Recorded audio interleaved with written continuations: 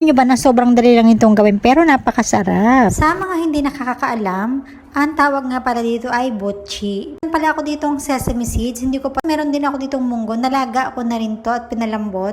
Pagkatapos syempre naglagay na rin ako ng asukal. Bowl nga ay naglagay ako ng 1 cup ng glutinous rice flour at 1 teaspoon ng baking powder. Dito ng 1.5 tablespoon ng sugar at konting asin. Para paglagay din ako ng water, kalahating. At kapag ganito na nga yung consistency ay okay na to. Madali na. At nung okay na nga ay nag-start na nga ako magbilo. At nilagyan ko ng butas sa gitna. At syempre una kong nilagay ang munggo at saka yung cheese. Pagkatapos pinagulong-gulong ko sa sesame seeds. Minake sure ko na lahat ng side ay nalalagyan para mas dalawa nga ay ito ng munggo.